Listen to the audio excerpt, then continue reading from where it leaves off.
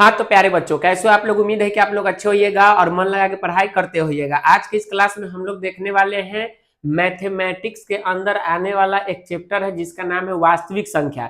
वास्तविक संख्या के अंदर जो भी फॉर्मूला पढ़ना है, इसके अलावा भी हम बहुत सारे कॉन्सेप्ट आपको हम बताएंगे जिससे आपका ऑब्जेक्टिव बन जाएगा। ठीक है, गणित के फॉर्मूला का चोखा है ना, यहाँ पे हमने क्या लिखा है, फॉर्मूला का चोखा। तो फॉर्मूला का एकदम चोखा चोखा भरता भरता बना देंगे प्यारे बच्चों। और आपको हम वादा करते हैं, है ना, आपसे हम वादा करते हैं कि 30 प्लस अंक जो है आपका पक्का हो जाएगा ये फॉर्मूला का चोखा वाला सीरीज से। ठीक है, तो चलिए हम क्लास को स्टार्ट करते। प्यारे बच्चों, आप लोग क्या करना कि एक एक फॉर्मूला लिख लेना, ठीक है, और उसके बाद में उसे समझ लेना, याद कर लेना, और जाकर के एग्जाम में जब आप क्वेश्चन बनाओगे तो देखना आपको कैसे यहां से क्वेश्चन टकराता है। ठीक है, प्रत्येक साल टकराता है तो अब की बार भी टकराएगा। ठीक है, चलिए अब देखिए हमारा जो पहला फॉर्मूला है, कॉन्सेप्ट है, यह फॉर्मूला नहीं है प्यारे बच्चों, तो आप लोग इसे याद कर लेना। एक क्वेश्चन आता है आपके एग्जाम में ऑब्जेक्टिव में प्यारे बच्चों की सबसे छोटी प्राकृत संख्या क्या होता है। तो आप लोग कहना कि सर सबसे छोटी प्राकृत संख्या है वह है 1। ठीक है, दूसरा क्वेश्चन पूछा जाता है कि सबसे छोटी क्या है प्यारे बच्चों, तो सम संख्या। एक छोटी को आप लोग हटा दो और एक ही छोटी रहने दो। ठीक है, तो क्या कहोगे, सबसे छोटी सम संख्या क्या होता है, तो सबसे छोटी सम संख्या 2 होता है। ओके, और सबसे छोटी विषम संख्या कितना होता है, तो 1 होता है। और सबसे छोटी पूर्ण संख्या क्या होता है, तो 0। उसके बाद में क्वेश्चन आए यदि कि सबसे छोटी भाज्य संख्या कितना होता है, तो 4 होता है। भाज्य संख्या को संयुक्त संख्या या फिर यौगिक संख्या भी लिख सकता है, तो आप आंसर में 4 ही मारना। ठीक है, इसके बाद देखिए सबसे छोटी अभाज्य संख्या कितना होता है, तो सबसे छोटी अभाज्य संख्या 2 होता है। ये बात आपको याद रहेगा। उसके बाद एक क्वेश्चन आता है, वह कौन ऐसी संख्या है जो सम अभाज्य, प्यारे बच्चों मतलब ऐसी वह कौन सी संख्या है जो अभाज्य भी है और सम भी है। तो आप यहाँ देख सकते हो सबसे छोटी अभाज्य संख्या 2 है और सबसे छोटी सम संख्या भी 2 है। तो हमारा आंसर क्या हो जाएगा कि 2 ही एक ऐसा संख्या है, एक ऐसा अंक है जो क्या है, सम अभाज्य है प्यारे बच्चों। ठीक है, तो चलिए अब हम लोग चलते हैं, है ना, अगले फॉर्मूला की तरफ प्यारे बच्चों। और हमारा अगला फॉर्मूला कॉन्सेप्ट क्या कहता है, देखिए अगला जो हमारा क्वेश्चन है वह पूछेगा यदि आपसे कि सह अभाज्य संख्या का मौसा कितना होता है, तो आप कहना कि सह अभाज्य संख्या का मौसा 1 होता है। प्यारे बच्चों ये सब डायरेक्ट आपके एग्जाम में टकराएगा। ठीक है, अब यदि 9वां क्वेश्चन है कि 2 या 2 से अधिक अभाज्य संख्याओं का मौसा कितना होता है, तो 2 या 2 से अधिक अभाज्य संख्याओं का मौसा प्यारे बच्चों 1 होता है। यदि क्वेश्चन आ जाए कि सबसे बड़ी ऋणात्मक पूर्णांक क्या है, तो सबसे बड़ी ऋणात्मक पूर्णांक प्यारे बच्चों माइनस में 1 होता है। ये बात आप याद रखना, अच्छे से एग्जाम में पूछता है। सबसे छोटी धनात्मक पूर्णांक क्या है, तो 1 है। ठीक है, और उसके बाद में पाई क्या है प्यारे बच्चों, यदि आपसे पूछ दे तो आप कहना कि पाई एक क्या है, तो अपरिमेय संख्या है। पाई क्या है प्यारे बच्चों, तो आप लोग कहोगे कि अपरिमेय संख्या है। ये बात आप लोग अच्छे से याद रखना। लेकिन यदि क्वेश्चन में पाई का मान दे दे कि 22/7 क्या है, तो आप ये कॉन्सेप्ट देख करके इसे गलत मत कर देना।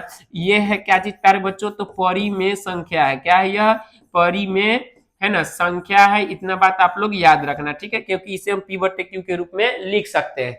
फॉर्मूला ये पूछा जाता है प्यारे बच्चों की भाज्य बराबर क्या होता है, तो आप लोग पढ़ते हो, बचपन से ही पढ़ते आए हो। ठीक है, विभाजन सूत्र है कि भाजक गुने भागफल और जोड़ शेषफल। ठीक है, यदि इसी फॉर्मूला से भाजक बराबर कहे निकालने के लिए, तो भाजक को इधर रहने दो और ये शेषफल को उधर भेज के माइनस में, और ये गुना में है तो भाग में, यानी भाजक बराबर भाज्य माइनस शेषफल, और बट्टे में क्या लिखोगे, तो भागफल लिखना। ठीक है, भाजक बराबर भाज्य माइनस शेषफल बट्टे भागफल। ठीक है, चलिए चलते हैं अगले कॉन्सेप्ट की तरफ। अगला क्वेश्चन हमारा आ जाता है क्या चीज प्यारे बच्चों, देखिए यहाँ पे 16 नंबर में है कि उसी फॉर्मूला में से है कि भागफल बराबर पूछे तब क्या कीजिएगा, भाज्य में से शेषफल घटा के भाजक निकालिए, मतलब भाजक से भाग दे दीजिएगा। ठीक है, भाज्य में से शेषफल को घटा करके भाजक से भाग दे दीजिएगा, तो आपका क्या आ जाएगा, भागफल निकल जाएगा। शेषफल पूछे तो क्या कीजिएगा, भाज्य में से भाजक को माइनस, और उसके बाद में क्या करना है, तो गुना करना है। तो पहले आप गुना का काम कर लेना, उसके बाद में आप लोग किसका काम करना, ठीक है, माइनस का काम करना। ओके,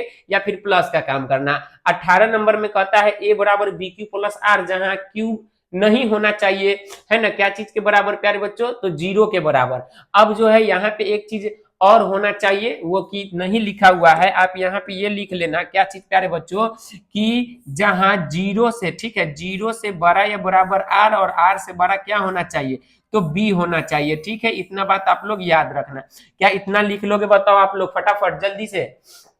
ओके, अब चलिए 19 में देखिए क्या कहता है कि पहली संख्या गुने दूसरी संख्या बराबर क्या होता है। ये फॉर्मूला है, पहली संख्या गुने दूसरी संख्या बराबर क्या होता है, तो जो संख्या दिया रहेगा उसका आप लॉसा निकाल लेना और गुना में क्या कर देना, मसा कर देना, या फिर इसी का इंग्लिश में समझो शॉर्टकट कि ए गुने बी, यानी पहली संख्या गुने दूसरी संख्या बराबर क्या होता है, तो HCF गुने LCM होता है। इसी फॉर्मूला से यदि ए यानी पहली संख्या बराबर पूछे तो HCF गुने LCM और बट्टे में क्या कर देना, बी कर देना, और बी बराबर पूछे तो HCF गुने LCM और बट्टे में क्या कर देना, तो ए कर देना। ओके, कोई दिक्कत नहीं होना चाहिए। चलिए 23 में देखते हैं HCF बराबर, तो HCF बराबर क्या होता है, ए गुने बी बट्टे में LCM और LCM बराबर ए गुने बी बट्टे में HCF, ठीक है। ये सब पहला चैप्टर से आने वाला फॉर्मूला है, क्वेश्चन है, ठीक है। अब 25 में एक कॉन्सेप्ट है, आप इसे थोड़ा सा समझिए। कहता है कि यदि परिमेय संख्या p बट्टे q में यदि q यानी नीचे वाला हर में है ना, उसका अभाज्य गुणनखंड करने पर उसका यदि n सर 2 के पावर m गुने 5 के पावर n, यानी m n के जगह पे कुछ भी अंक आ सकता है, ठीक है, या फिर कोई संख्या आ सकता है के रूप में हो, तो इस परिमेय संख्या का दशमलव प्रसार शांत दशमलव होता है, अन्यथा अशांत दशमलव होता है। यानी कोई संख्या दिया रहेगा उसके नीचे मान के चलिए 16, तो 16 का भाज्य गुणनखंड करेंगे तो 2 गुने 2 गुने 2 गुने 2 आएगा, यानी कि दुक्का 2, 2 दूनी 4, 4 दूनी 8, 8 दूनी 16, 4 को 2 आएगा, तो 2 के पावर कितना आया, 4 आया ना, तो ये क्या होगा, यानी किसी भी चीज के नीचे होगा तो वो क्या होगा, वो परिमेय संख्या जो होगा वो शांत दशमलव होगा। अगर नहीं आ रहा है, यदि 3 आ जाता है, जैसे 5 गुने 3 तो 3 आ गया, तो ये क्या हो जाएगा, अशांत दशमलव हो जाएगा उसका। जब आप सवाल बनाओगे तब समझोगे, फिलहाल ये फॉर्मूला का क्लास है, ठीक है। अब देखिए 26 में क्या कहता है, गणितज्ञों का राजकुमार किसे कहा जाता है। ये इंपोर्टेंट क्वेश्चन है कि गणितज्ञों का राजकुमार कार्ल फ्रेडरिक गॉस को कहा जाता है। नया क्वेश्चन भी है, आप लोग अच्छे से लिख के याद कर लेना, ठीक है। अब देखिए कुछ क्वेश्चन ऐसे भी है, इसका उपयोग आप लोग मैथ के अंदर में करोगे प्यारे बच्चों। जब आप मैथ अच्छे से बनाना चाहते हो तो फिर एक एक फॉर्मूला को आपको ध्यान में रखना पड़ेगा। हमने वो सारा ध्यान में रख करके इतना बना दिया। हमको लगता है कि आप पहली बार फर्स्ट चैप्टर में इतना फॉर्मूला और इतना लाइन देखते होइएगा फॉर्मूला वाला क्लास में, तो बढ़िया है। शेयर कीजिए अपने दोस्तों के पास में, चैनल को सब्सक्राइब कीजिए। डे 1 से आप जुड़ गए हैं, बहुत बहुत बधाई हो आपको, क्योंकि आपको 30 से ज्यादा नंबर बस ये फॉर्मूला का चोखा सीरीज से आने वाला है। देखिए अब 27 में कहता है a प्लस बी के होल स्क्वायर बराबर, तो A square plus B square plus 2ab, सारे फॉर्मूला को लाइन से लिख करके एकदम फॉर्मूला का चोखा कर देना है। a माइनस बी का होल स्क्वायर बराबर A square plus B square minus में 2ab, ठीक है, और A square minus B square बराबर A plus B into A minus में बी। उसके बाद 30 में है A square plus B square बराबर, तो कहना कि ए प्लस बी का होल स्क्वायर और माइनस में 2ab, ठीक है। 31 में कहता है ए प्लस बी के होल क्यू बराबर A cube plus B cube plus 3a square B और प्लस में 3ab स्क्वायर। उसके बाद 32 में देखिए एक चीज क्या है कि a माइनस बी का होल क्यू बराबर A cube minus B cube minus 3a square B plus 3ab square. ये सारे के सारे फॉर्मूला यूज होंगे जब आप सवाल बनाओगे तब, ओके। 33 में कहता है A cube plus B cube बराबर, तो A plus B into A square plus B square minus में ए बी। 34 में एक फॉर्मूला है कि A cube minus B cube बराबर ए माइनस बी है ना into A square plus B square plus A B. तो ये सारे बीजगणित के फॉर्मूला है जो कि आपको काम आएगा। तो गणित के स्टार्टिंग वाले चैप्टर में ही हमने इसको डाल करके आपको याद कराने का प्रयास किया, ठीक है। अब चलिए आगे चलते हैं। अगला चीज क्या है प्यारे बच्चों, 35 में कुछ कॉन्सेप्ट है, अवधारणा है, ठीक है। ये क्वेश्चन आपको जो है ना ऑब्जेक्टिव में आ सकता है टिक लगाने वाला में, तो आप लोग यहीं पे इसे अच्छे से यादें कर लो, ठीक है। कुछ चीज ऐसे होती है जिसे याद करने में ही भलाई है, कितना समझेगा आदमी, ठीक है। सीधा याद करो, जाके टिक लगा दो। नंबर लाने से मतलब रखो प्यारे बच्चों, ठीक है। और जब एक बार नंबर आ जाएगा ना तो उसके बाद में आप नहीं भी पढ़े रहोगे, कहेगा लड़का बहुत पढ़ रहा था। अगर बहुत पढ़ोगे, ठीक है, याद करोगे, समझोगे, रट्टा मारोगे खूब और नंबर नहीं आया तो कहेगा कुछ नहीं पढ़ा है। तो अभी जो है टाइम कम बचा हुआ है, जितना ज्यादा हो सके उतना अंक लाने का प्रयास करो, बहुत पढ़ो, ठीक है। अब देखिए 35 में यूक्लिड विभाजन एल्गोरिथम का प्रयोग है ना किस पर किया जाता है, तो मौसक ज्ञात करने के लिए किया जाता है। एगो ऑब्जेक्टिव आएगा, याद करके जाके सीधे टिक मार देना, ठीक है, कि यूक्लिड विभाजन एल्गोरिथम का प्रयोग कहाँ करते हैं, तो मौसक ज्ञात करने में। 36 में कहता है कि अंकगणित का आधारभूत प्रमेय का उपयोग लस एवं मस है ना, ज्ञात करने में किया जाता है। यानी कि यूक्लिड विभाजन का प्रयोग केवल मसा ज्ञात करने में, केवल क्या मसा ज्ञात करने में, और अंक गणित का आधारभूत प्रमेय जो है उसका प्रयोग हम लोग लस और मस दोनों को ज्ञात करने में करते हैं। ठीक है, अंक गणित का आधारभूत प्रमेय किसने दिया था? तो कार्ल फ्रेडरिक गॉस ने, है ना, प्रदान किया था, यानी उसी ने इसे दिया था। अब एक क्वेश्चन आता है प्यारे बच्चों, बहुत इंपॉर्टेंट है, कि यदि दो धनात्मक पूर्णांक के लस तथा मस समान है, यानी दो संख्या जिसका लस और मस दोनों क्या आ रहा है, तो दोनों बराबर आ रहा है, तो वो संख्याएं क्या होगी? तो बराबर होगी। जब आप मॉडल पेपर देखोगे तो उसमें ये क्वेश्चन पूछा हुआ है, तो इंपोर्टेंट है, अच्छे से याद कर लेना। ठीक है, अब चलिए आगे चलते हैं।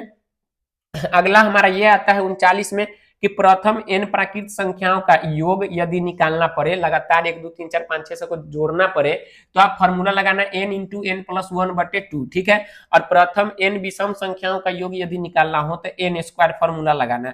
प्रथम n सम संख्याओं का योग हो तो n इंटू n प्लस 1 वाला फॉर्मूला लगा देना। ठीक है, 42 में कहता है यदि किसी भी चीज का पावर 0 रहे तो उसका आंसर 1 आता है। जैसे 5 के पावर 0 है, अब प्लस 4 के पावर 0 है, तो 5 का वैल्यू 1 हो जाएगा, है ना, यहाँ पे 4 के पावर 0 का वैल्यू 1 आ जाएगा, दोनों के जोड़ के 2 आंसर हो जाएगा प्यारे बच्चों। ठीक है, तो ये था फर्स्ट चैप्टर के, है ना, फार्मूला का चोखा वाला सीरीज। अब देखिए इसके आगे वाले में हम क्या लेकर के आते हैं, और उसमें इससे भी अच्छा कॉन्सेप्ट लेकर के आएंगे, यानी कि उसका अलग कॉन्सेप्ट है, बट इससे भी अच्छा अच्छा कंटेंट हम सोचेंगे कि बना के उसमें आपको हम समझाएं। ठीक है, अब देखिए प्यारे बच्चों, डे 1 था ये, आपको 15 को वीडियो मिलेगा मैथ में। ठीक है, जिसमें आपका फार्मूला पूरा समाप्त हो जाएगा। ओके, तो मिलते हैं फिर नए वीडियो में, तब तक के लिए टाटा बाय बाय।